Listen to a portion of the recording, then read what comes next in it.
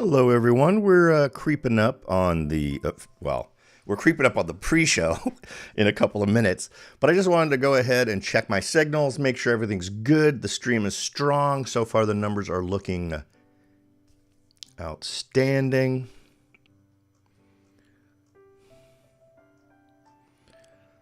Let's see here.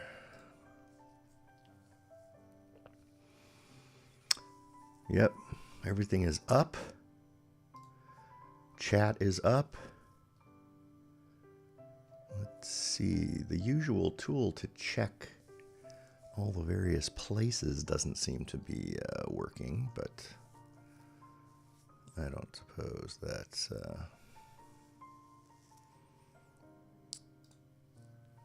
So you should be seeing. We should be getting going here on YouTube, LinkedIn, Facebook, and X. Just gonna check them all here real quick. Oh, let's see what we got. There is an awful lot we could talk about, not real estate related, leading up to the 10 o'clock hour when we will get going.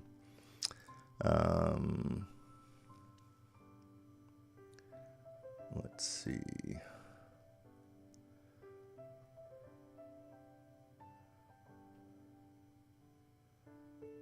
What the heck?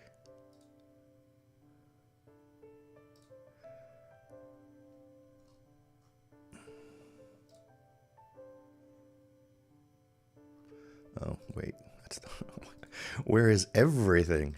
There was nothing. Uh-oh. Things were bad on YouTube. But no, that was just...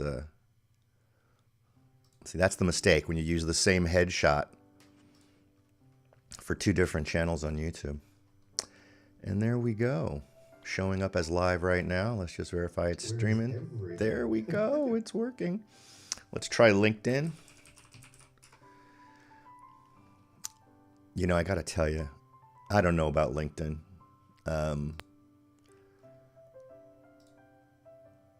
What goes on there just seems... I don't know. It seems like you go there when you're trying to really promote yourself within a professional environment, I guess. It's not a place for real estate, really, at all. I post there just because I can, but...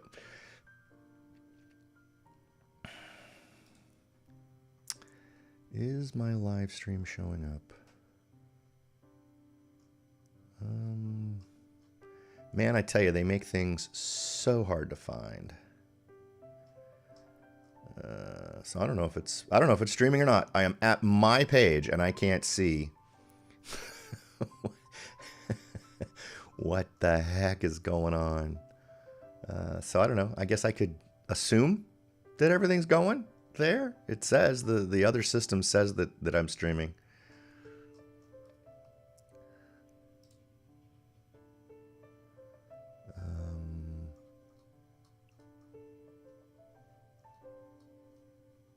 So I guess we're just going to assume that. And then let's just go ahead and look on X and see what's happening there. All right, we're almost at. Oh, no, we're past. We're past the 15-minute mark. So welcome to it. If you've shown up for the pre-show, feel free to share a chat. Is my live stream showing up here? And so it is. The live stream is showing up on X. Fantastic. Okay, and I already know it's going up on Facebook, so we're good. Everything's fantastic. Couldn't be better. Welcome to it. I apparently made a little bit of mess with the honey I put into my mocha this morning. I hope you've all brought your favorite blend for this Saturday. It's going to be a busy day. It's actually already been a busy day. This was a very get started early kind of day for me. Some of you who have been watching for a while may notice that the beard may be growing back. I'll be honest, I'm on the fence. I'm not sure about it. So it may be gone by the next time you see me. Feel free to provide whatever brutal feedback you might have relating to the status of this hobo beard versus the majestic version, which is the full-on Buffy thing. God, what were some things? There were a couple of things that talked about on X. For those of you who do X, I do comment there from time to time. Interesting thing is, a lot of you know that I am a fan of.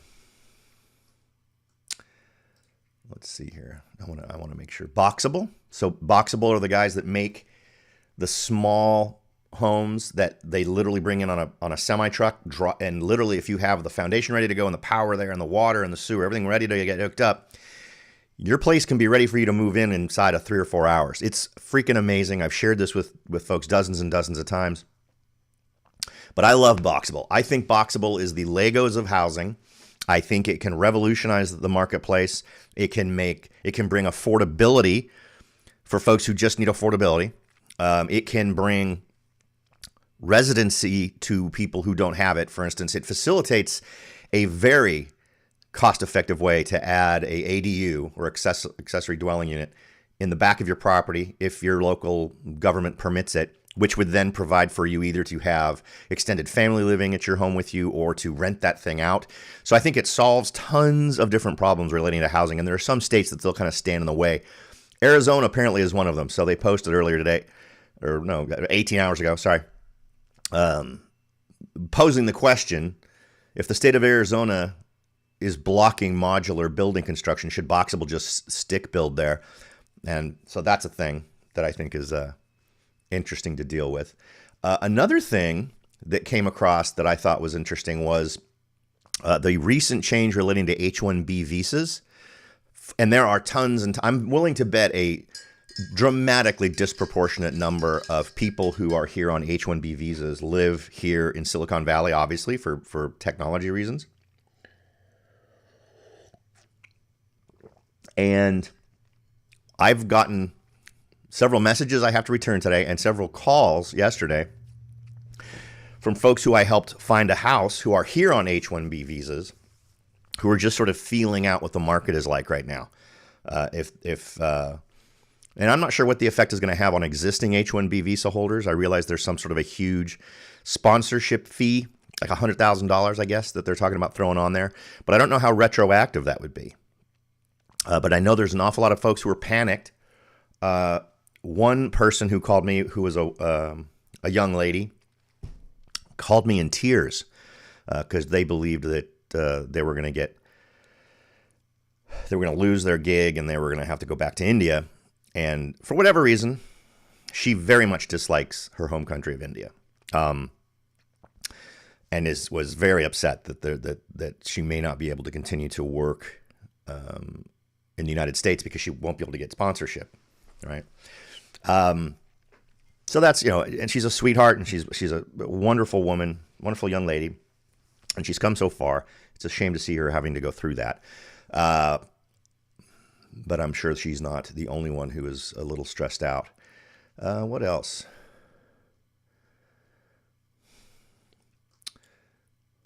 There was a SpaceX post the other day that I thought was kind of cool. I'm very much a fan of the SpaceX thing. I love the idea of having bases on the moon and on Mars. I think ultimately that paves the way to even broader exploration once we develop the technology to leave our solar system and potentially go to other solar systems. And I realize that the scientific barriers to that are gigantic, but scientific barriers to getting to the moon 100 years ago were, what was it? The smartest guy on the planet back in the early 1900s, when someone asked them about man ever going to the moon, they said, "Oh, that's 1,000 years off." Less than 100 years later, men walked on the moon. So that's kind of spectacular, right? We're a creative bunch when it comes to solving problems. What else? Of course, the tragedy of it's hard to call it a tragedy just because it was, a tragedy implies an accident of nature, right? Something that is beyond anyone's control. But the assassination, I guess, of Charlie Kirk, and it really doesn't matter what you think of his politics, but if you think that it's okay to kill someone because they believe things you think are horrendous, That's a problem. There are an awful lot of people who half the country doesn't believe what the other half believes. And if you start to believe that it's okay to kill those people, if you believe Charlie Kirk was saying things that actually crossed the line, that were like inciting violence and all these other types of things, there are laws about that. So there's a legal system that would accommodate that. Now, I have never watched Charlie Kirk's show. I've seen some of his stuff on YouTube, but I've never heard him say anything that a lot of folks on X seem to think that he has said. Maybe I'm completely wrong. Maybe I missed some soundbite somewhere where he said things that were horrendous. But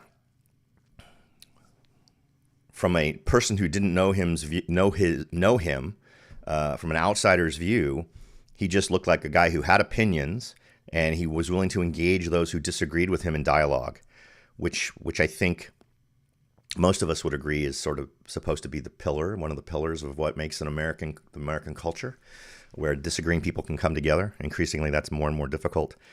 And I also understand that I shouldn't even be talking about this. In fact, I often will talk about things that everyone else in this business says, you never touch religion or politics, but this one is so egregious that I think everyone needs. And I don't understand how people don't universally agree. You don't have to universally agree on what the person said. You should just universally agree that someone having dialogue about it shouldn't be a death sentence. So there's that.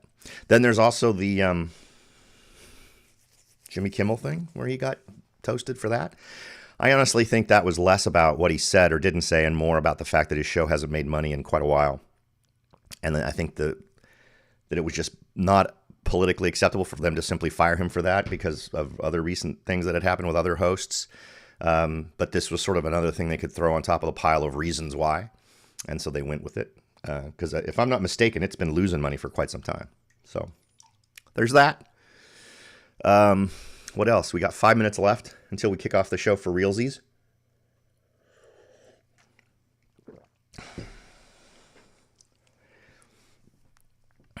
Anything else interesting? Oh, I now have a second son I have one son who's in law school. I have another son who has what most people would consider a great job with an amazing future with an international company, Ernst & Young, where he is not just Ernst & Young, he's Ernst & Young Parthenon or Ernst & Young something. But anyway, it's their varsity team of folks at Ernst & Young, and he was invited to that last year. And he really likes the people he works with. He loves what he does. Chris Williams from Las Vegas. Hey, brother, how is Vegas? See, you're one of my canaries in the coal mine, brother.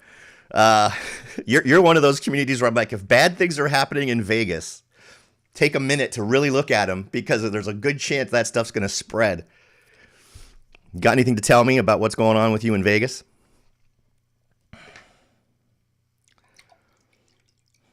We could even look at Vegas numbers if you want to hang out. I've got my fabulous Reventure app, and we could take a look at what's going on with numbers in Las Vegas. To be honest, I don't super track micro numbers in Vegas, but I do like big picture stuff, particularly quarterly numbers for Vegas are interesting for me. You've just got a couple more minutes. A couple more minutes till we kick off for real. And of course, Vegas talk would be real talk. I mean, that would be real estate talk, so it doesn't have to be what's going on. Oh, if I hold my cup. Oh yeah, look at that. Beautiful cup, right? Look at that from Disneyland. Yeah, so we'll see. Weird things, Chris. In my market, we're still seeing all numbers. Every number would suggest we're seeing stuff shifting to a buyer's market, but we're still seeing home prices increasing in terms of homes sold numbers. So that's fun. Not for buyers, but it's, at least sellers are holding on to their value. But it begs the question, when's the right time to strike, right? If you're someone who's looking to take your profit out of your property, you got to wonder when that's going to happen. We have so many homes now that have been owned by people for heck, I'm one of those people. I've owned my home for over 20 years. But I don't know did I pull those statistics out? I bet I didn't. I bet I didn't. I was looking at numbers of, did I pull them out? No, I did pull them out. Cool. So we're going to talk about them after we cover our local numbers. But just the huge numbers of people, over 65, over 60, that have been in their homes for like 15, 20 years. And remember, the realtor number is what, 4 years, or it used to be 4 years. It moves every once in a while in terms of when you buy a house, how long will it be till you sell it, kind of a thing. So what happens when these people get to that point where it's like, okay, we bought this home 25, 30 years ago to satisfy our needs then, which probably included a family, right? So multiple bedroom. And I'm, again, another guy in that boat. I have and needed at the time a 5-bedroom home. Chris is telling us that inventory is, if you're watching, in fact, is he showing up? Is his comment showing up? No, it's not, because it's on Facebook. Inventory is up. Days on market on average 55 compared to 39 the same time last year. So Chris is probably a real estate guy. Yeah. How much is your inventory up? We could actually look that up. But we're about to kick off the show for real. This is a conversation I want to continue, Chris. Don't go anywhere. But we're about to hit 10 a.m. and I want to kick it off for the normals, for the drive-bys. Okay. One last swig.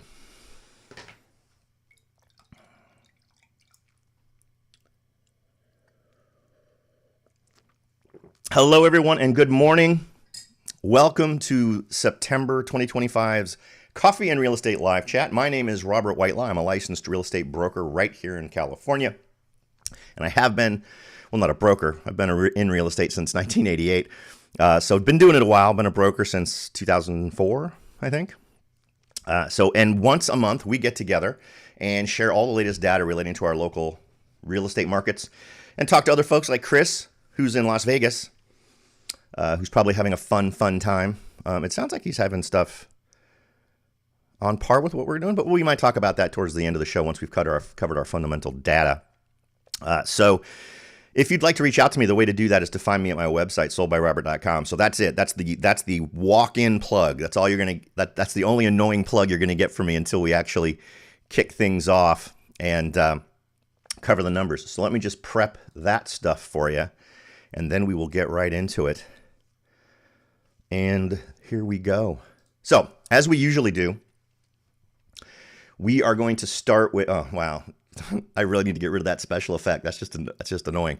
We are going to talk about Santa Clara County, San Jose, Morgan Hill, and Gilroy. And the reason why we do it like that is we want to do a highest level one. So we have the highest sample size of Santa Clara County.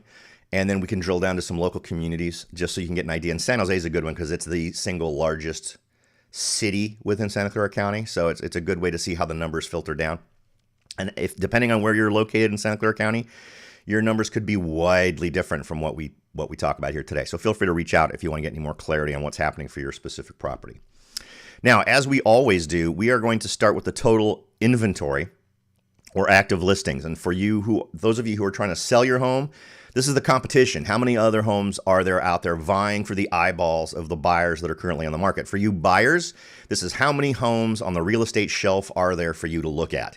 So what we're doing now is comparing this year over year. We're going to go ahead and do the month-to-month stuff after we do this, but I like to do the year-over-year stuff because it eliminates seasonal things, right? Because selling in November is different from selling in June.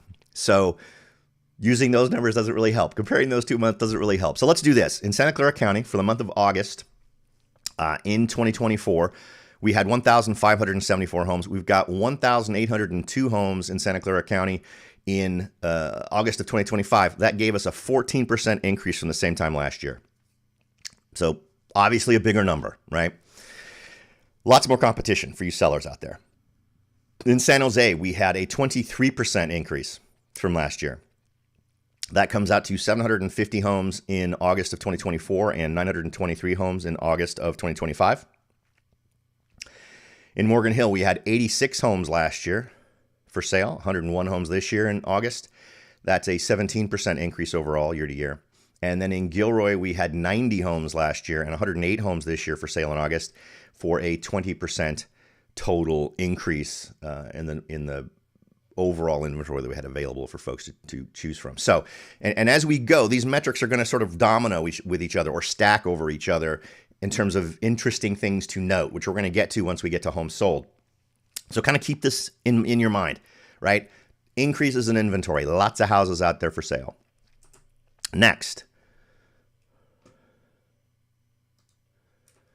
let's see here. We're going to take a look at new listings. These are homes that got put on the market in the month of August. So in other words, the listing agreement has been signed. The realtor sits down at the computer and entered it into the MLS as a home for sale, right? So it's an indicator of how many sellers or homeowners were willing to make their homes available for sale. Last year in Santa Clara County, we had 1,302 homeowners become home sellers. This year in August of 2025, we had 1,282. So a 2% drop in overall number of sellers who jumped on the market. So not a huge drop, right? Notice it's a drop for the number of people who added their homes to the market, but we still had a nice big jump in overall inventory. So what does that tell you? We're accumulating inventory. In past years, we have had sales that exceeded the number of homes that were listed, meaning if we listed 100 homes, we were selling 120 homes. So we were actually not only selling off what was listed, we were selling off existing inventory. Not happening right now. In San Jose, pretty much a wash. Same number of homes went on the market this year as last year, 659 last year, 656. So a very stunningly neutral lack of change from last year. Morgan Hill down 21%, 57 homes last year, 45 homes this year in the month of August, again for a 21% drop. Gilroy, 9% increase, 47 homes last year, 51 homes this year for an overall 9% increase in that number. Next, let's take a look at the total number of homes that sold in August between 2024 and 2025. And we can see that the homes sold number is down, right? So that helps us explain why we are still seeing inventory accumulate, even though we see a drop in the number of homes that have been added to the market by folks listing their homes for sale. In Santa Clara County, this number is down 6%. It was 1,072 last year, 1,004 this year.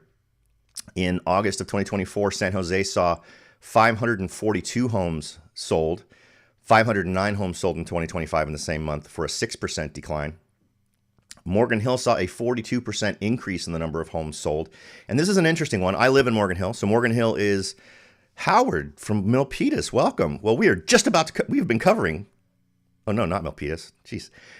We're about to talk about Gilroy. And for some reason, in my brain was thinking Milpitas was Gilroy. So I apologize. We can talk about Milpitas along with anything else you like as we reach the post-formal numbers stage. So feel free to hang out and we can chat about that stuff. Anyway, Gilroy, a wash, 44 homes last year, 44 homes this year sold. So either stagnating sales or declines in sales with the exception of Morgan Hill. And let's be clear about something when we see numbers like this that seem a little wonky. Morgan Hill is weird. Conversation, and as I said, it's my home territory. I live in Morgan Hill. So I talk to an awful lot of people in Morgan Hill. So a lot of this has to do with some profit taking. We were talking just in the pre-show part today about how people, or maybe we weren't, I don't remember. Anyway, lots and lots of people are holding onto their homes for much longer than usual. And Morgan Hill is absolutely one of those. And that has been true for a while. So I'm seeing folks who are jumping more into the mindset of profit taking. But also remember the sample size in Morgan Hill is relatively small. We're talking about a handful of homes, dozens of homes. So any big variations in there, we can kind of chalk up to that. So if you're a statistician, you know that smaller numbers are less reliable than bigger numbers, which is why we lean into the county numbers, because obviously if you get a larger sample size to the tune of thousands rather than dozens, you're going to be able to discern trends better than if you have some smaller sample sizes. But let's take this for a moment and think about homes sold versus homes listed, right? So interestingly enough, in Morgan Hill, we sold more homes than we listed. It's the only city where we did that. So we sold 2 more homes. So we sold all the homes we listed plus 2, right? That's great. right? But on the county level, we added 278 homes to the overall market. In San Jose, we added 147, and in Gilroy, we added 7. So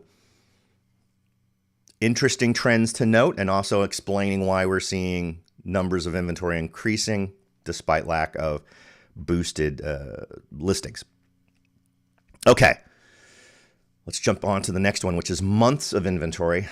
Just to wrap your head around months of inventory, let's pretend that we took all the numbers for August. Well, not all the numbers. There's too many of them. How about just the inventory numbers and the homes sold numbers? Just freeze those in August.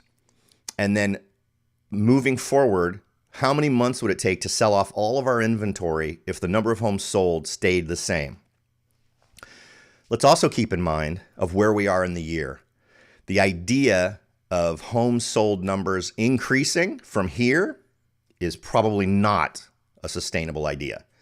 The odds are that number is going to go down, right? Because we're in September. So we're starting to head into October. In November, things are absolutely going to drop, and we're going to see those trends when we get a chance to look at month-to-month numbers. Okay, in Santa Clara County, we had a 20% increase in the total months of inventory. So 1.5 months of inventory in Santa Clara County in August of 2024. In August of 2025, that number jumped to 1.8. In San Jose, 29%, 1.4 months of inventory in 2024. August of 2025, 1.8, right? So very similar to the county in general, which actually is pretty typical, 29% increase. Check this one out. Morgan Hill, the only city to do this, 2.6 months last year, 2.1 months this year for a 19% drop. Which is, kind of interesting. Gilroy, 25% increase, 2 months last year, 2.5 months this year. Now, to calibrate yourself to what do these numbers even mean? 4 to 4.5 months is considered a balanced marketplace. Balanced, anything under about 4 or 4.5 is typically considered a seller's market. Anything above it is considered a buyer's market. Very simplistic way to look at it, but it's definitely a red flag to look more closely at a thing to figure out where you're at. And I think these are the numbers that are continuing to sustain increasing sales prices, despite all these other things we've seen with increasing inventory, etc. So, because I can't explain that any other way, because it doesn't make any sense any other way. Next, let's take a look at the homes pending or contingent. So I guess I can take a minute to quickly cover what pending and contingent are. Pending is when the contract is ready to go. You've signed a contract and all the contingencies have been released. So there is no legal way for either party, there's no contractual way for either party to get out of the deal without some kind of a penalty if it's gone pending. If it's gone contingent, it means there is still something in the contract that would allow one party or the other to get out of the transaction. So a good example would be you as a buyer. Let's say you have an inspection contingency for termites, and of course you have other inspections you might do, but let's say you find $100,000 worth of termite damage that's going to have to be addressed that is exposed through that inspection. You could then back out of that deal without penalty because one of your contingencies was it's got to pass to my satisfaction a termite inspection, right? Okay, and you can apply that to there's bunches of other things you could worry about, but that's just sort of an example. One of the reasons why I like to report this one is it's a leading indicator of what we're going to see for homes sold in the following month, right? Because if a contract gets accepted and goes pending or contingent, that's usually an indicator that in 30 to 45 days, that home is going to close escrow. And that way you'll be able to anticipate what the home sold numbers are going to be in the following month. All right, so in Santa Clara County, that number, that is wrong. It's up. I put a negative where I should have had a positive. That is unacceptable. No. Yes, it should have been positive. Sorry. That should be a plus 2%. So 1,032 contracts, homes went contingent in August of 2024.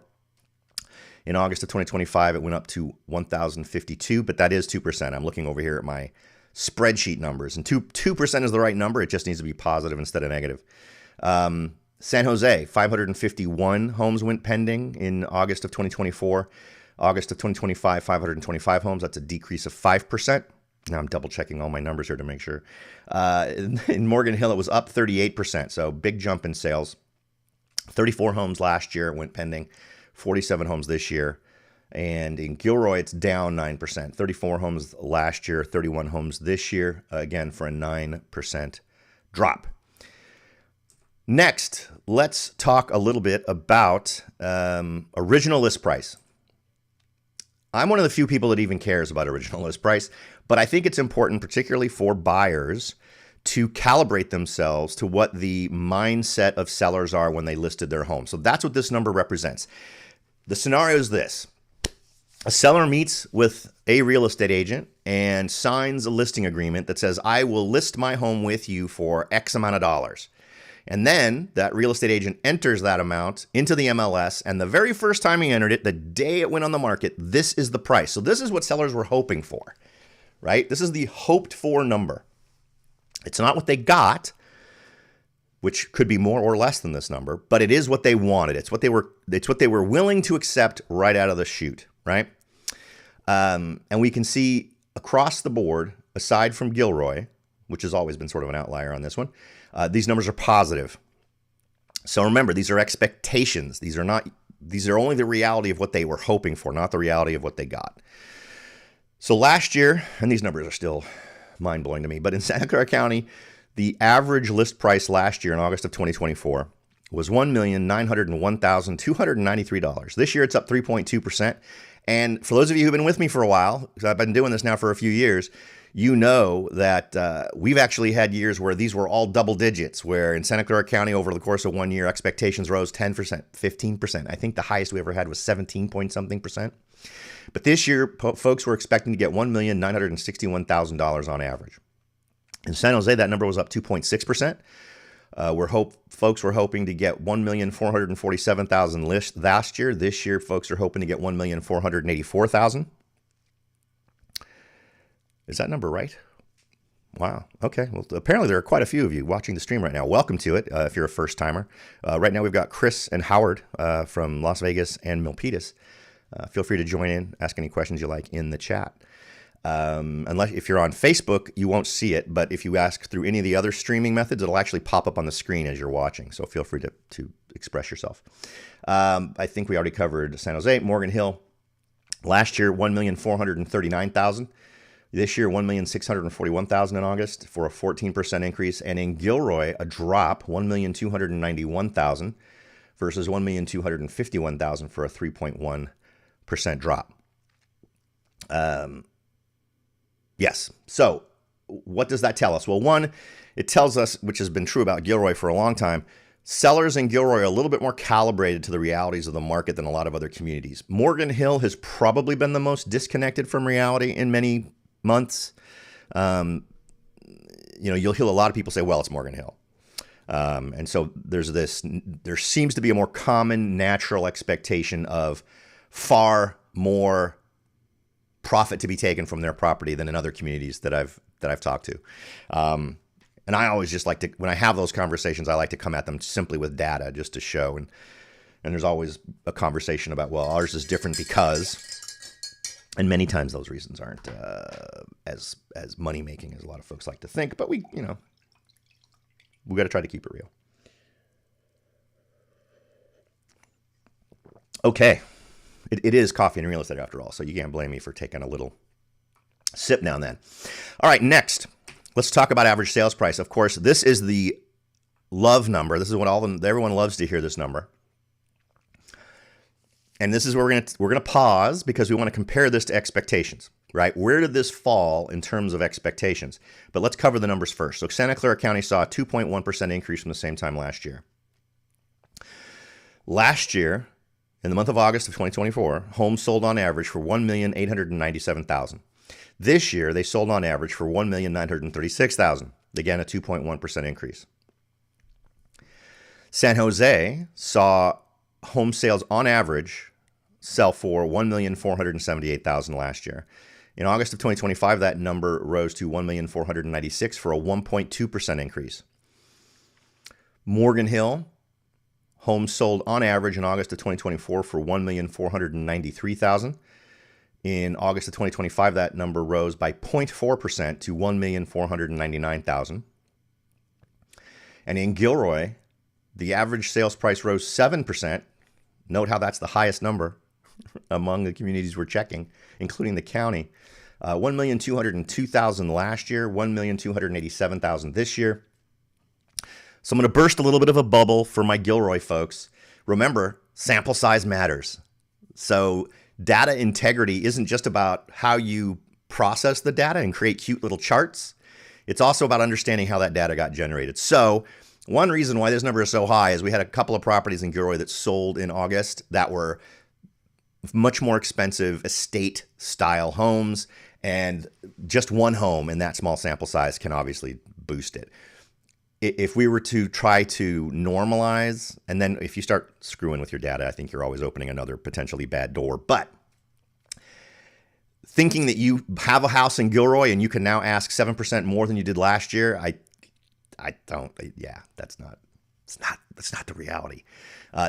Think of if you know Gilroy, you know the homes in the northeast end, right? Where each house is on 3 to 5 acres.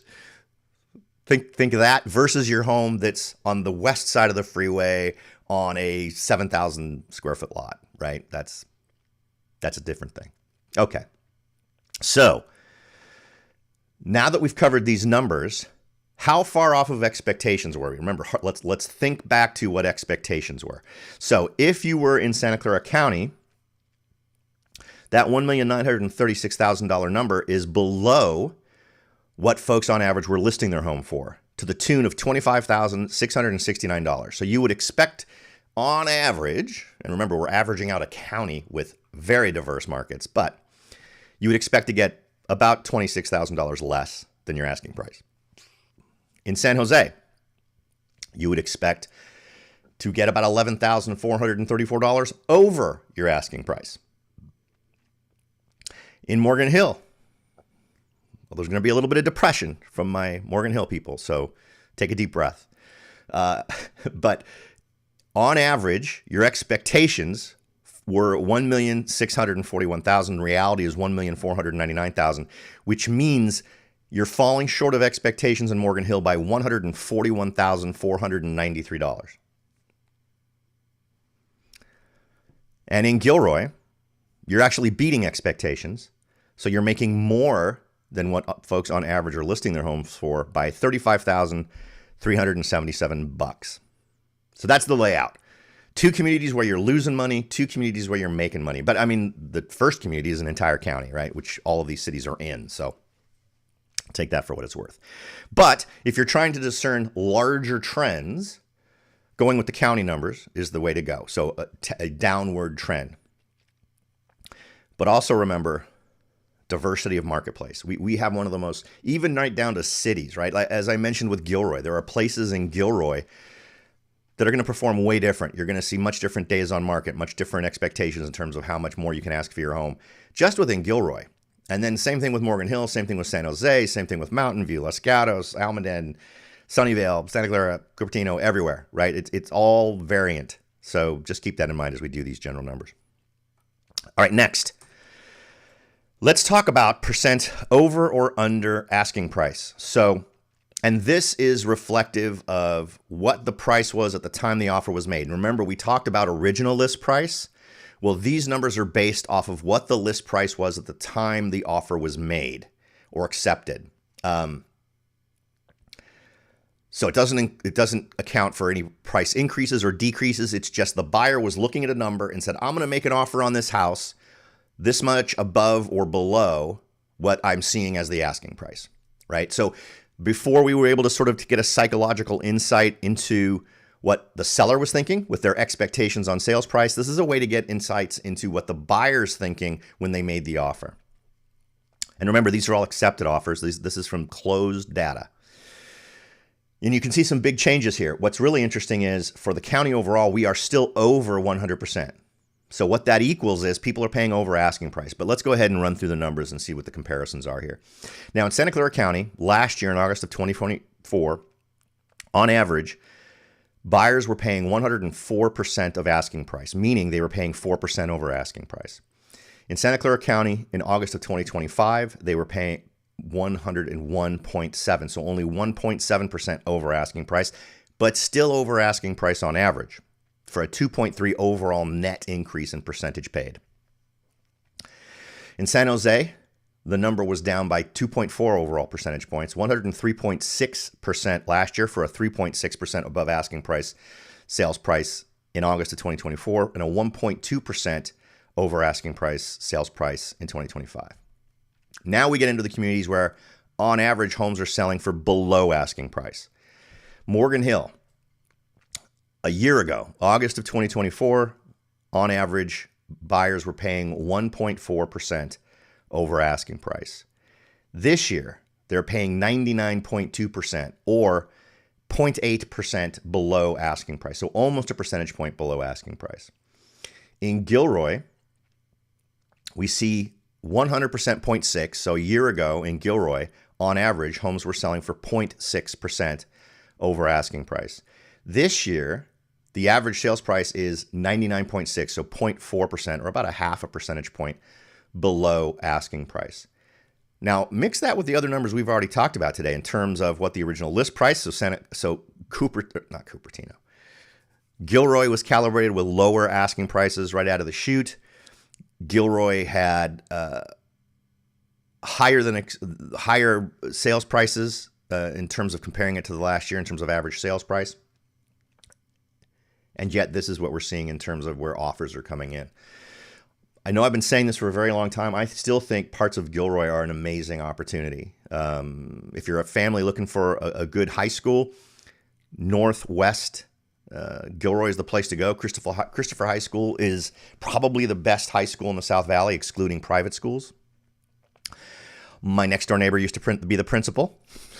So shout out to my neighbor who was the principal of Christopher High School in Gilroy, but a really good school.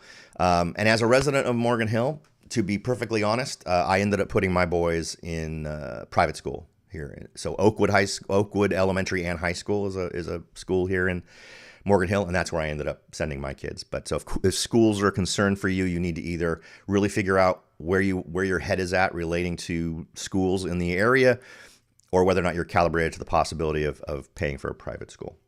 Okay, next. And why do I talk about that? I just had a conversation with someone yesterday about schools who's looking to buy in the Morgan Hill Gilroy area. So we had a very long conversation over coffee about schools. All right, days on market. To no one's surprise, these are all up. In Santa Clara County, they're up 50%. So 20 days on the market last year in August of 2024, 30 days on the market in August of 2025. In San Jose, it's up just a little higher. 19 days last year to get a home sold, 29 days this year to get a home sold for a 53% increase. Morgan Hill, 26 days to get a home sold in August of 2024. In August of 2025, that number's jumped up to 35 days for a 35% increase.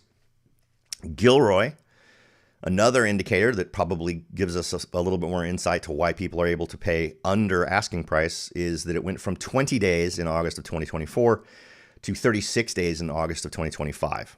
That's an 80% jump from the same time last year.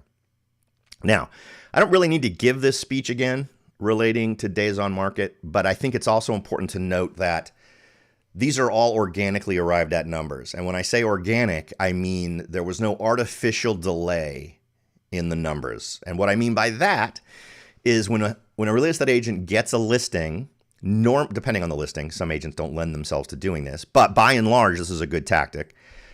You would list a home, and in the listing, in the private remarks that only other real estate people can see, you would put, "will not consider offers until such and such a date at such and such a time." And the reason you do that, particularly in a market where homes are flying off the shelves, is because you want to make sure that there are enough eyeballs that see the property so that you get enough enthusiastic buyers to really, hopefully, get a price war happening. In my business, I like there to be 2 weekends so we can do open houses. Increasingly, there are buyers who are not represented, who are not working with an agent, because for those of you not in real estate, you may be surprised to hear that since August of last year, how buyers agents get compensated completely changed. And it has completely changed the world of real estate. I did a podcast on that last year. If you want to go back to, if you want to go to soldbyrobert.com, it should be under the podcast link, and you can check that out. But anyway, so it's more important than ever than people be able to, particularly this year, be able to view your home without a real estate agent with a realtor key to get access to the property. So that dynamic is falling on a lot of deaf ears in real estate, but that's the truth. So facilitating open houses is critical, and you'll still get agents who'll say, oh, open houses don't do anything. You never sell a house in an open house. They're really just a way. They'll convince home sellers that you don't need an open house because it's all just about the realtor getting more leads.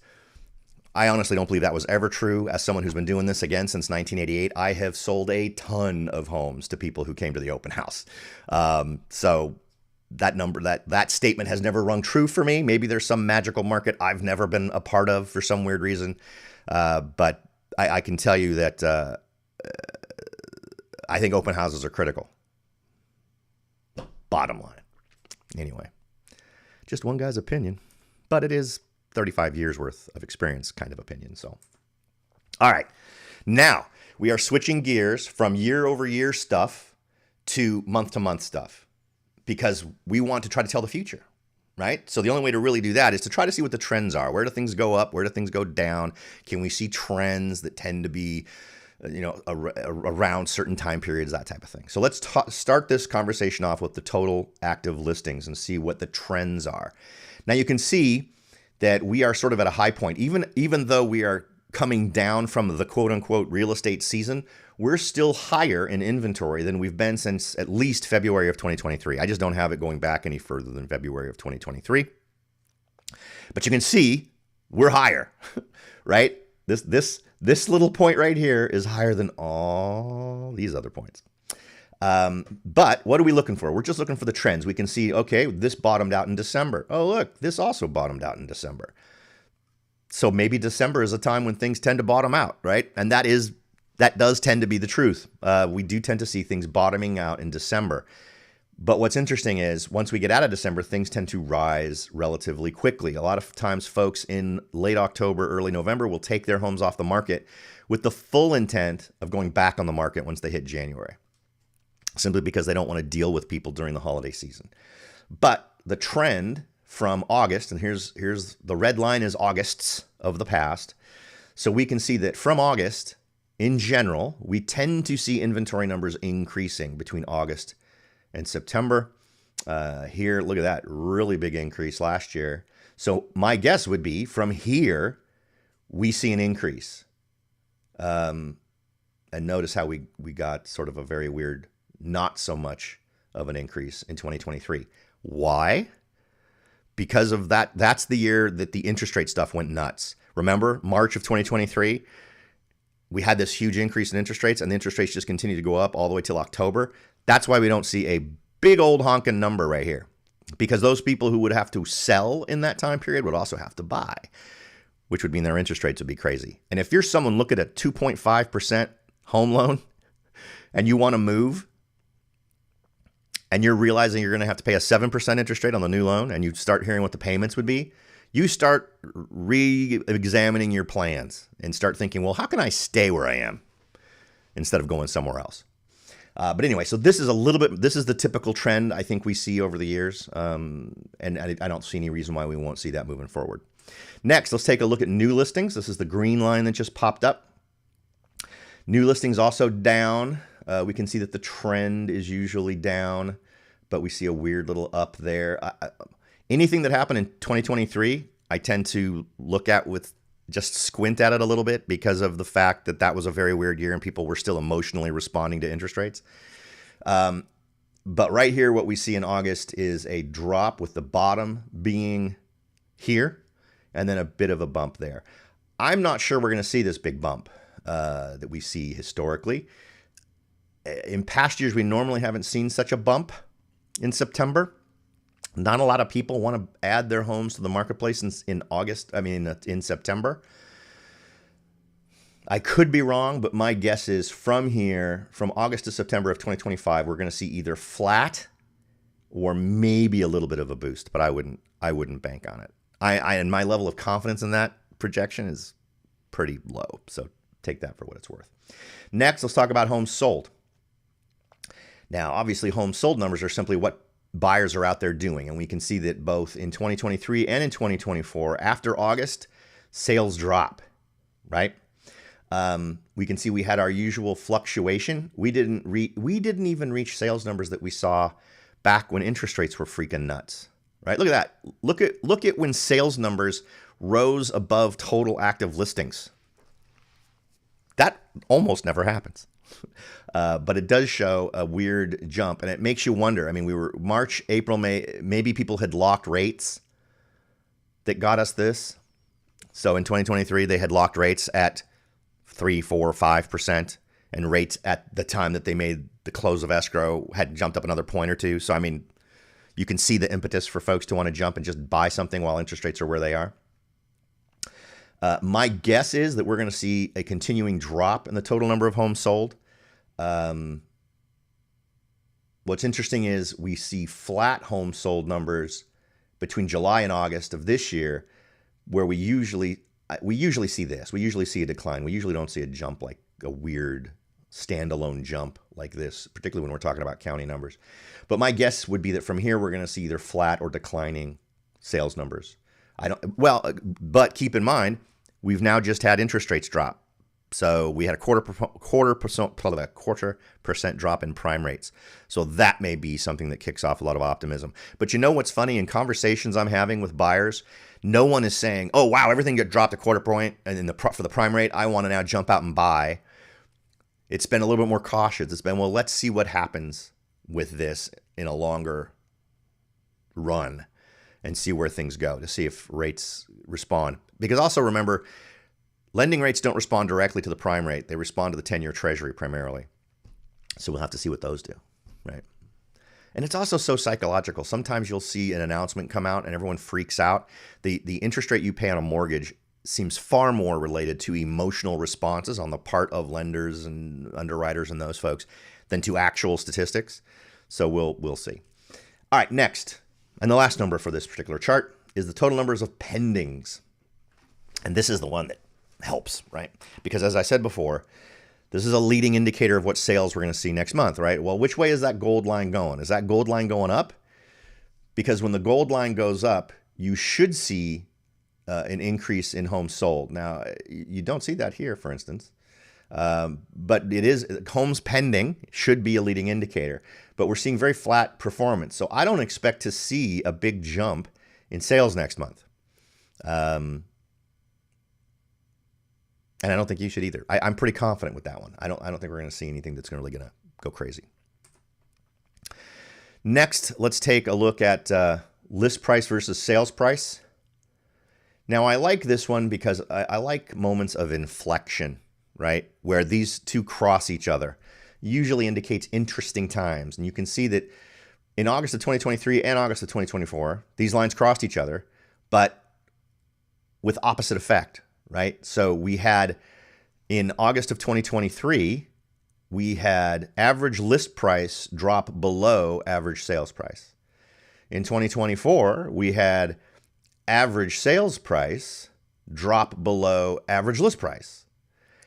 And here, and this is a nice big one here, but here we're seeing, and remember, this is the numbers for August, we saw average list price and average sales price converge, move toward each other without crossing. So that's an interesting one, which indicates to me a little bit more weakness in what folks can get. And I think the amount over and under asking price was a good suggestion to this. Indicates to me that we may see some interesting numbers in September for the numbers for the county.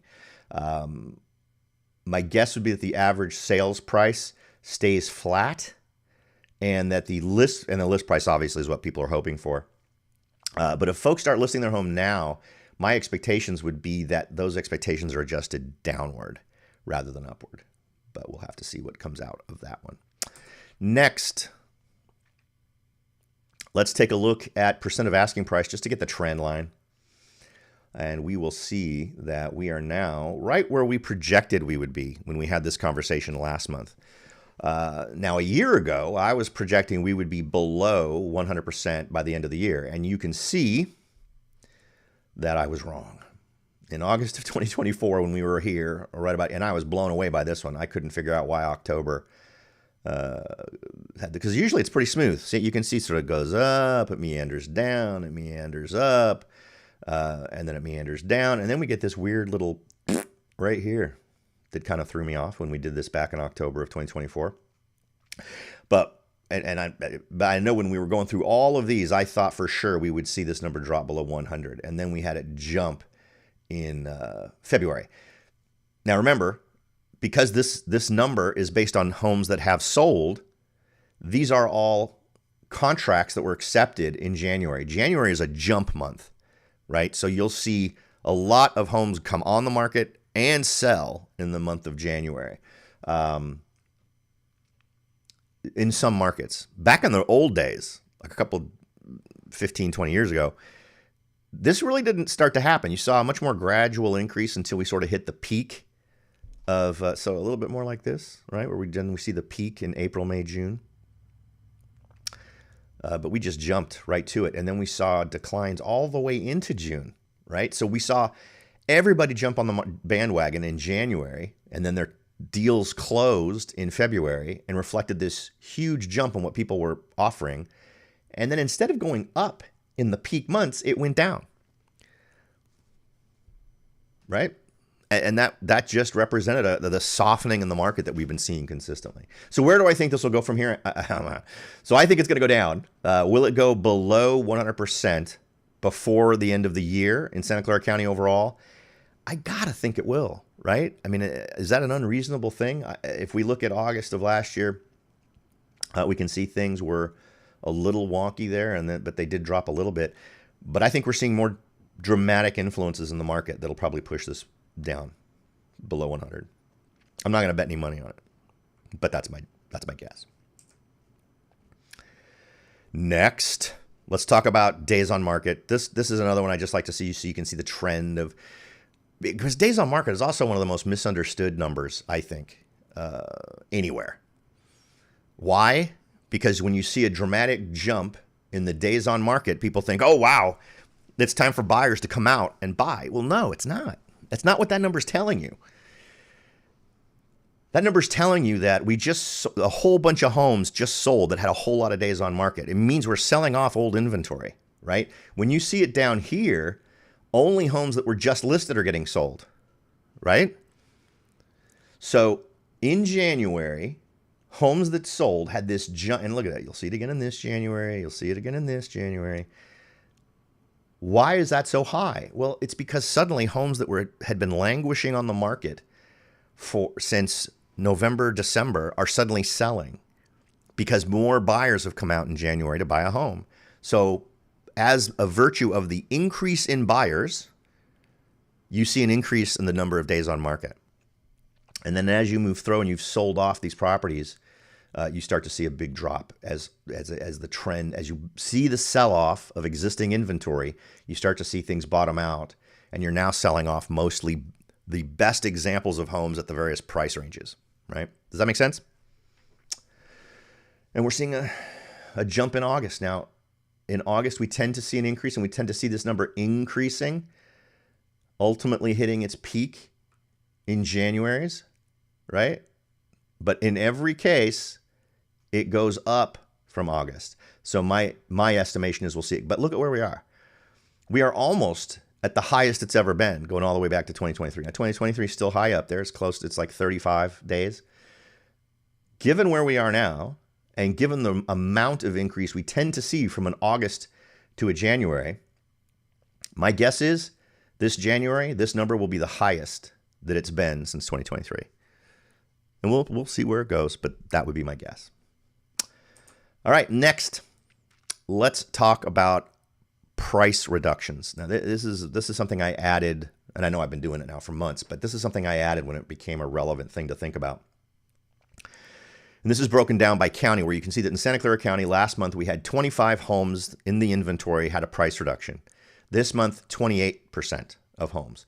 The change from year to year, meaning the percentage of homes from last year, or the number of homes that were reduced in price in August of 2024, we have 40% increase in the number of homes that had a price reduction. In San Jose, it was 27% last month, 31% this month, for a 66% increase overall from the same time last year.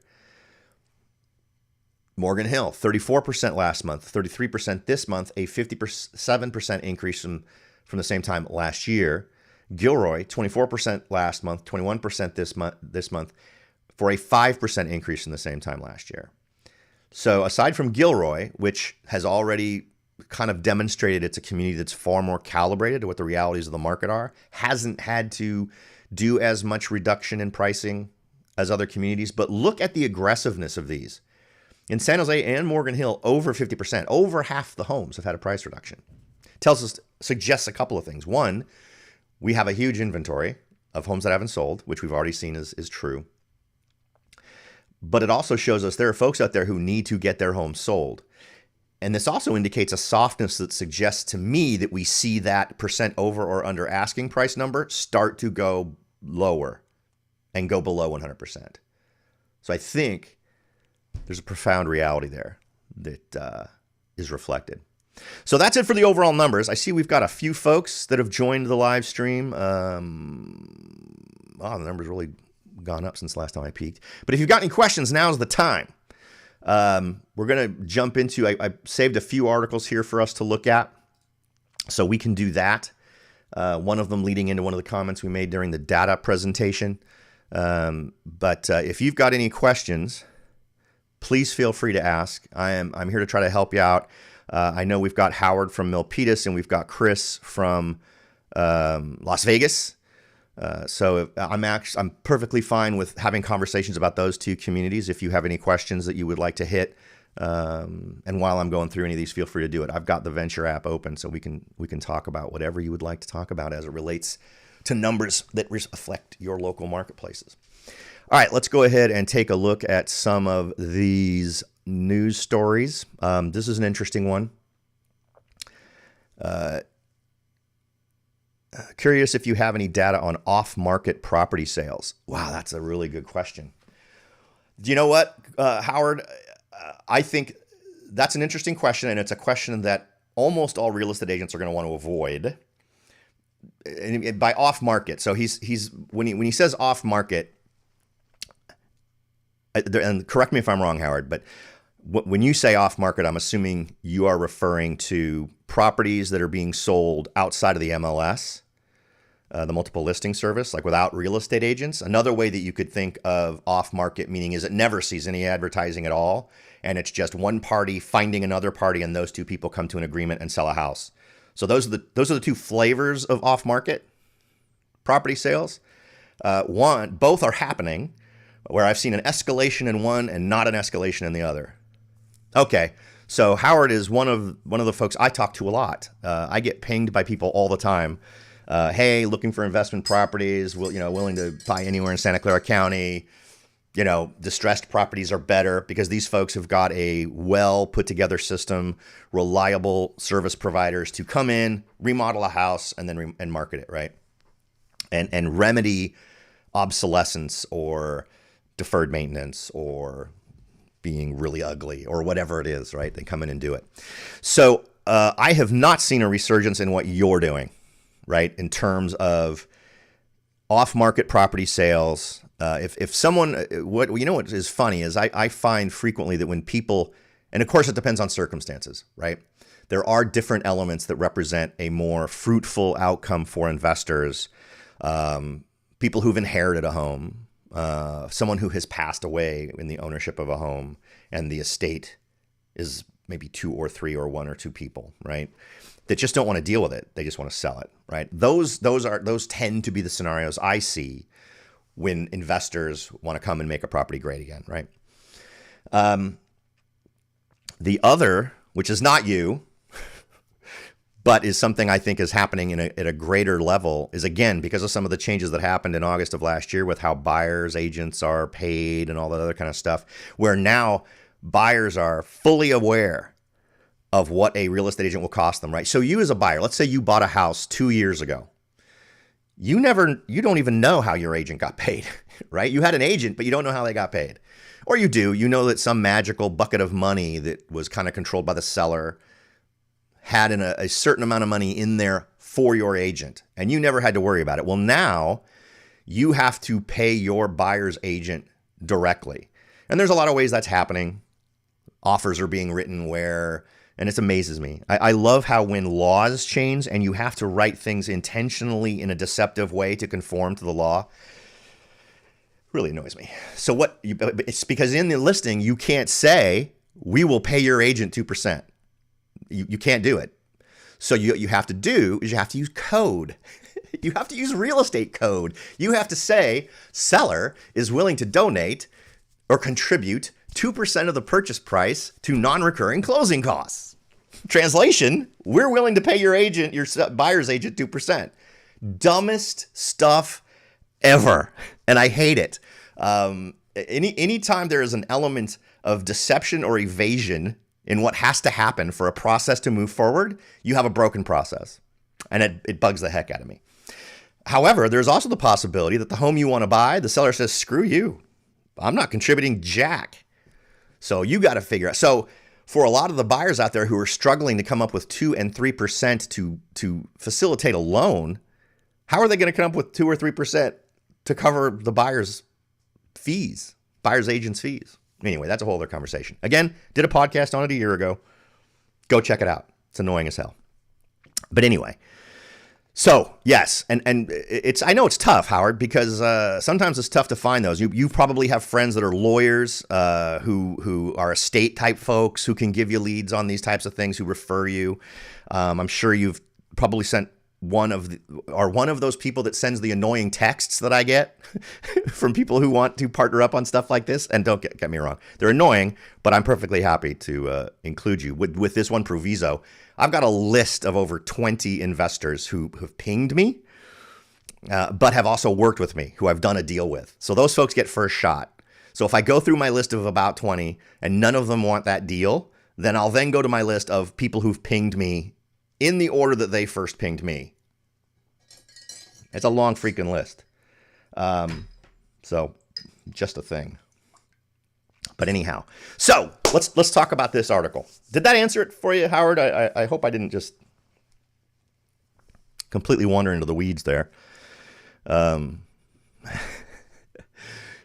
So, and times are tough, man. And times are weird. So it's difficult to figure out that. Let's go ahead and look at this chart. I thought the sexiest part of this was this chart. Because I can remember a day when you got to real estate agent marketing is two things. It's ridiculously annoying, but it's how you get people to potentially consider you, to hire you. And I hate it. I frequently delegate marketing to other people because I hate doing it. I hate tooting my own horn.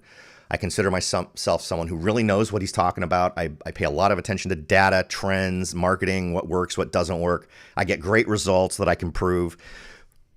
But bragging about, you feel like if you're really good at something, it should be obvious and everybody should just know, but they don't. So you have to market. I don't know where I was going with that. That was just a random thought. You're welcome. Anyway, homeowner tenure by age. I know where I was going with that. So we were on a cycle back when I first started. So going back to 1988. So 89, 90, 91, 92. And I'll be honest, in those first few years of me being a real estate agent, I was the epitome of the scumbag real estate agent. I bought the whole line, hook, line, and sinker. Now, my grandfather had been a real estate broker, and he was the most honest guy on the planet. And I wanted to be like him. And when I got into being a real estate agent, I realized that there is no one like my grandfather doing real estate business, or at least not at the nationally syndicated office that wears gold jackets that I was at when I first started. I was the youngest guy in the office. The second youngest guy was the top producer. So he and I kind of teamed up, and it was an eye-opener. And for a few years there, I really embraced this is just the way we do it mantra until I finally decided I didn't want to be a scumbag anymore. But I was I was. So why is this interesting? And again, I went off into the weeds because you would work off of this less than 5-year cycle, right? This right here, this less than 5 years was the thing. So if you had someone that you sold a home to in 2000, or in my case, 1990, you would stay in contact with them through normal mail. Most people didn't have email back then. So you'd send them a postcard or a letter, and you'd really intensify that after a year at about 3.5 years, 3.5 to 4 years. And you'd intensify it for 2 years because the odds are they were going to sell in that window of time. And you wanted to be front of mind. You wanted to be someone they interviewed. So that was the way it worked. But check this out. This is the age of the people in, and this is the number of years they've owned the house, right? So, and we can see how they're aging, right? We've got households 65 years or older, and they've been in the home for more than 35 years, 25 to 35. And what's interesting about this is it's trying to anticipate where the market's going to go. And this is something good. This is data for Howard to know as an investor. We have reached a point, and particularly in Santa Clara County, where we have people that have been in their homes for over 2 decades. And again, in the intro to the show and the pre-show, I'm one of those people, right? I still have one son who's at my house. The other 2 are gone. So I've got a 5-bedroom house with 2 people in it, which is an absolute waste, right? So I would love at some point to move because the house is better suited to a family. It's better suited to a larger, or someone who wants to grow their family, right? Beautiful neighborhood. It's fantastic. I love it here. But the idea of living here for the rest of my life with so much room to just roll around in it seems like a waste of space to me. So, but anyway, there's a whole lot of dynamics. There's a whole lot of data that points to a guy like Howard who wants to be an investor, who wants to take a home and make it more marketable to current buyers and sell it at a profit, which I love. A lot of people poo-poo investors. I think investors play a huge part in revitalizing neighborhoods and bringing poorly maintained homes back up to snuff so people can have a beautiful place to live. And that's another thing. I have people who are in this boat who I can walk. I had folks in San Martin who have this beautiful, like 5-acre lot, insane. The wife does dressage, which for you horse people is the fanciest part of horse stuff, right? Where you trot and you do it in front, you do it in a mirror so you can see what everybody looks like, and it's a big deal. There's a lot of horse stuff in San Martin, but anyway, there were just 2 of them, and it was a 5,000 square foot home on 5 acres. But they kept that house. I could have just shown up that when I walked in to do my listing presentation, we could have put it on the market right then. Not usually that way, right? For a guy like Howard, what he wants to see is really old paint, cracked concrete, not in the foundation preferably, but just really out of date stuff, sunken living rooms with shag carpet, green avocado shag carpet, right? He wants to see all that stuff that can be removed easily, repainted, redone, all that stuff, bring it up to date, deal with its shortcomings, and make it a better property. I think you're going to see a huge wave of that because we have an awful lot of folks and an awful lot of houses that are going to have deferred maintenance. They're going to have little issues. And instead of investing $50,000, $100,000 to bring that thing up to snuff themselves and try to be their own general manager, general construction guy, general contractor. And I know an awful lot of sellers who tried to do that, and it ended up costing them way more than it made them when they tried to sell the house. See, but Howard, he's got those guys. And at least I'm hoping, I'm guessing Howard's been doing this a little while. Maybe I'm giving him more credit than he deserves. The silver tsunami. You know what, man? I have heard that term before. I'm not sure what I think about it. But anyway, because there's also, what's really interesting, and this is a whole other conversation we could have, right? There's an interesting conversation to be had around current homeowners, because remember we had that chunk like 8 years ago of younger people buying homes. And when they were asked what their plans were, their plan was to age into the home and never move, which is, from a generational standpoint, a very interesting statistical thing to sort of keep in the back of your mind. I think that's potentially huge if it's true. right? We also got told that everyone wanted tiny homes, which was always baloney, right? No, nobody did. The same percentage of people who wanted tiny homes 30 years ago is the same number who wanted them when everyone thought everybody wanted them. And you ended up with people building a ton of them and no one buying them, and they ended up selling for a super small amount of money. But anyway, I digress. But that is what I do. So, all right. So I think that there's a lot of different things that spells a couple of things. One, guys like Howard, right place, right time, potentially going to make some great homes greater through matriculation, let's call it, of these homes falling into the marketplace for whatever reason. I think it also represents a huge opportunity for buyers coming up, as a lot of these folks decide, I'm out. I'm done. I'm going to do my profit taking.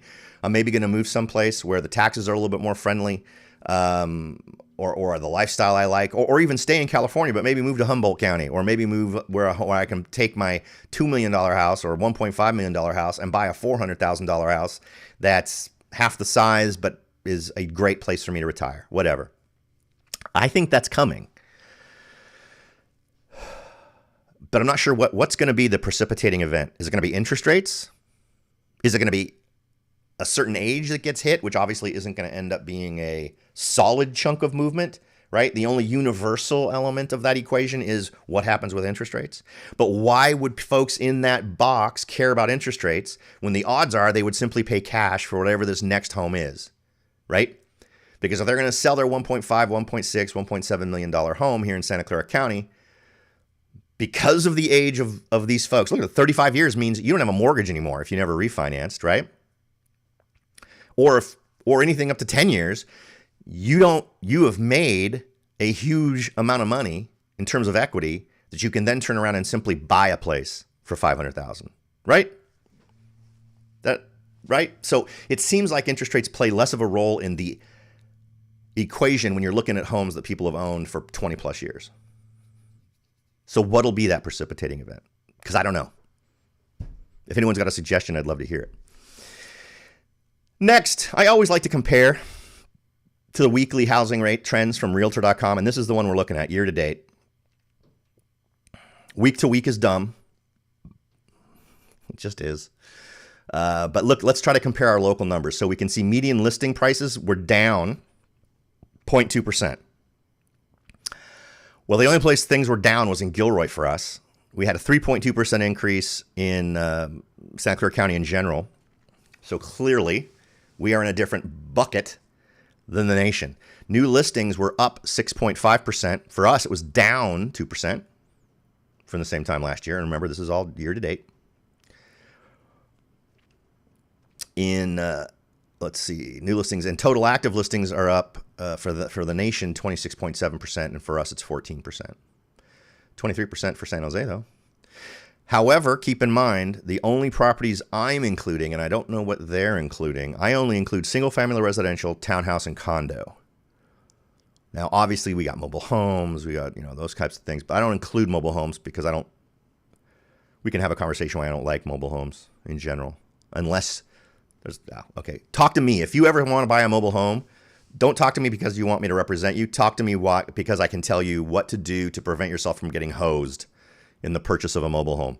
Nothing is worse than spending $400,000 on a mobile home where the only thing you actually own is not only worth less than $10,000 in the best case scenario, but likely would cost you money if you were forced to remove it from the land. So if you want to buy a mobile home park, that's a completely different proposition, which I strongly suggest you do because it's great cash flow. Anyway, all right, sorry. August 2025 rental report. This is a super interesting one. If you are someone who, for whatever reason, are as screwed up in the head as I am, you kind of keep track of these numbers. You do a check on, say, I have a running Trulia search for 3-bedroom, 2-bath homes for rent. I also have another one for studios, 1-bedroom. Well, I do a 1-bedroom. I don't usually do studios because those are the weirdest ones of all. But to get a feeling of what things are doing, what direction they're going. And over the last year, I've noticed in almost all markets, this is true for us too. Declining rents. Obviously not true in every single market, but particularly when you're talking about single family residentials.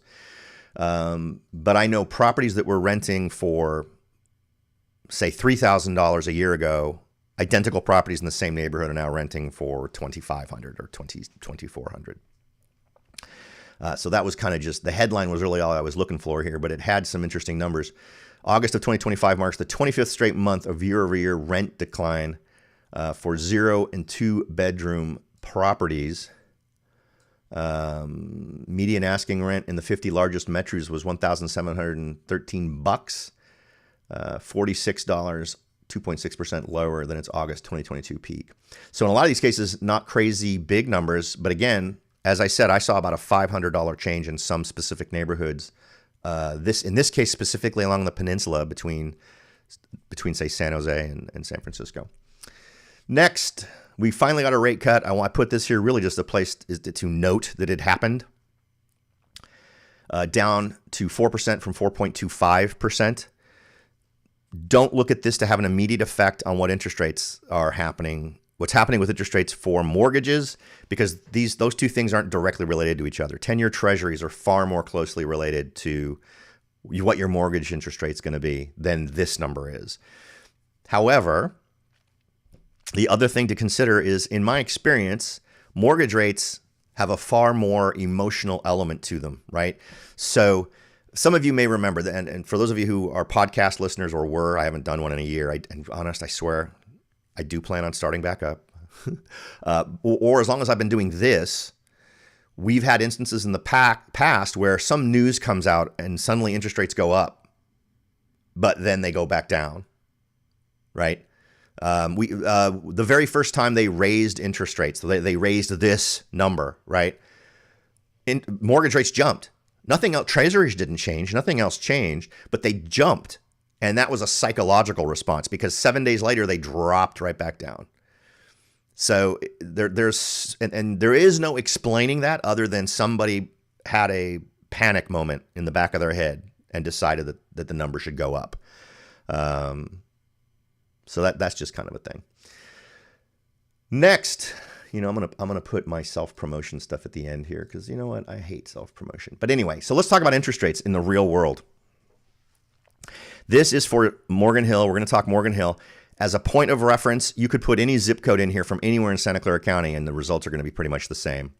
Average price this month was $1,499,000 for a home in Morgan Hill, which would require you for a 20% loan to have basically $300,000 in your pocket. Let me turn off the 5-year adjustable rate. I don't think those make sense right now. Something else to point out here is, particularly for those of you who are investor-minded, you can also put primary, secondary, or rental to get those rates, and whether it's single-family, townhome, that kind of stuff. But anyway, we can see these numbers are down. They were very strongly over 6% for an awful long time there, but the rate is 5.616. But look at this, the upfront costs. $22,000.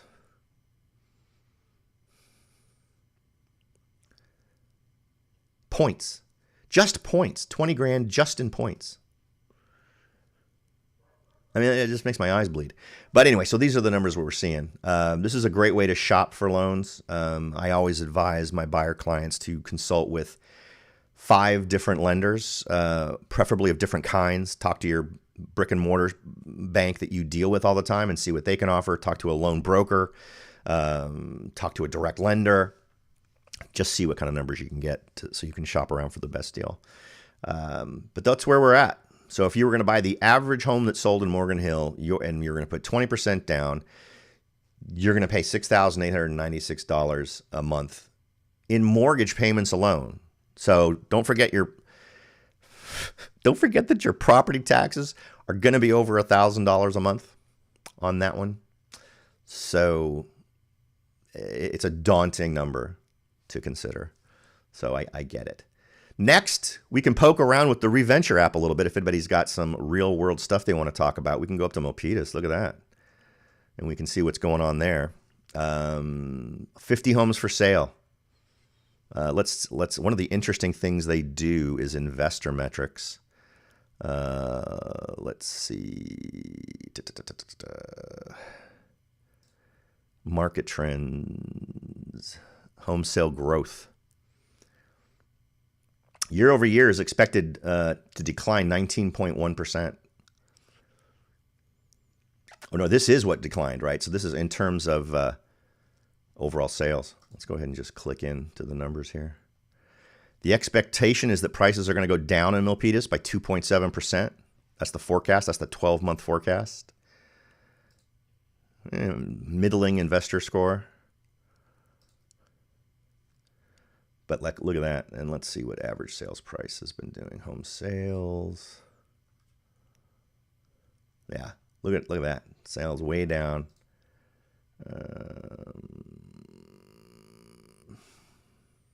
How many with a price cut? Okay, all right. We haven't seen a lot of price cuts, which is an indicator of one of two things: either a robust market, or one where people are pricing their homes intelligently to begin with. Let's see here.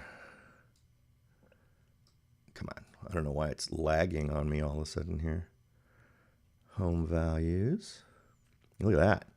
1.4 as of August of 2025 in Milpitas. And we see a trough here in 2010, obviously right after the downturn, the big downturn. So if anybody has any questions, feel free to reach out. If not, the only other thing left is for me to refer you to my website, soldbyrobert.com. This is an awesome tool, and I realize everybody says their tool is awesome. I'm a tech guy. I'm a geek, and every year I go through and review the tools that I provide to my clients to find the very best one. And this has won that research every year now, I think for 2 years. I think 2 years ago I found this stuff. But this basically gives you every month things I have always advised my homeowners to check on at least once a year, and it does it monthly. So it'll give you an estimated value of your home. And what's great about this, and here's an experiment I want all of you to do. If you know someone in your neighborhood is going to put their house on the market, look up on Zillow, Trulia, Redfin, what they say the home is worth with their estimated value, home value thing, right? Then, after it gets listed, go look again and see how magically all of those tools are either at, above, or just below what the list price is for the house. Kind of funny how that works, right? Because the bottom line is all of those portals for real estate are beholden to real estate agents. They charge. I used to have a close advertising relationship with Zillow that cost me tens of thousands of dollars a year. And one of the things is that they don't want to be competing. They don't want to be cutting their agents off at the ankles, because if their agents aren't making money, their agents will stop buying space or getting into the lucrative partnerships with Zillow. So at least this is all my belief on what happens. The only evidence I have is this, that you can easily see that suddenly Zillow's Zestimate for a house jumps to whatever the list price is when it's put up for sale.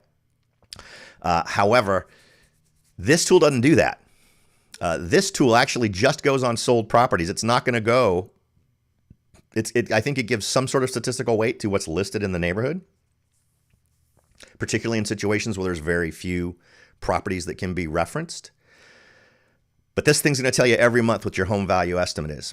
Then there's the home equity tool, which will just give you an idea of what your home equity is. There's the home purchase options tool. Let's just go ahead and click on this bad boy. So it'll tell you, based on your equity, what could you do? You know, rent your home or buy another. Look at that. See, there's bearded Robert. I haven't updated that photo. Let's see. Sell and pocket the cash. What would, and it'll give you all this information based on what it knows about your current situation. The next one is, what if you refinanced your home, right? And right now these numbers are red. Why? Because it would be a bad idea to refinance your home. And it just gives you these straight up estimates, but it uses real numbers. And what's awesome is I've partnered with a local lender in Morgan Hill so that you can click on this and immediately get real world information from that person if you're interested in doing that stuff. So it's a great tool. Next is what you've paid so far towards principal, towards interest. And obviously, I think knowing that number is fantastic. Thinking of selling, you have 3 strong selling signals. If you don't, it's going to say, here's reasons why you shouldn't. You might have up to 1.44 in purchasing power for a new home. You could use about 144K of equity to feel more ready for a storm, whatever. So just all of these great tools, and you can view the calculation, tweak it. You can figure out, it doesn't have to be Airbnb. I mean, I'm not an Airbnb fan, but I have been one with VRBO is the tool I prefer to use for my rental properties, or particularly my short-term rental properties. But you could figure out monthly revenue, my nightly number of nights, have all these things as a calculator to figure out how much extra money could you make by renting out that ADU in the backyard, right? Next is what the current value estimate is. So that's all of them. That's the various things. And I think it's a great tool. It's totally free. You don't have to give me your email address to come to the site right here and enter your address. Just enter the address and it will give it to you immediately. I don't like all of the weird obstacles between you and data, so it'll just tell you. If you want all the rest of this information, then you'd need to give your email address, and it would give you an update every month. And then you would decide whether or not you like it. And if you hate it, you can cancel it and unsubscribe. So it's really easy to do. So feel free to check that out. I think it's a fantastic tool. Okay, we're actually 15 minutes over today, at least from the usual stuff. And I know I have a full day planned. I hope the rest of you have a fun and fabulous day planned for yourselves. What is it? It's 11:15 on a Saturday. So I hope everyone's got a fantastic Saturday planned. Again, feel free to reach out. You can find me at soldbyrobert.com. And if you've got any questions, I'll be happy to answer them. Thanks to the folks who joined in. I'm glad we were able to have a little bit of a conversation about some of the things that were interesting to Howard. And also to, where was our other person from? Chris from Vegas. It was good to have you on. And thanks for sharing your Saturday morning with me. Thanks again, everybody. I look forward to talking to you all next time for October's Coffee and Real Estate Live Chat. Thank you very much.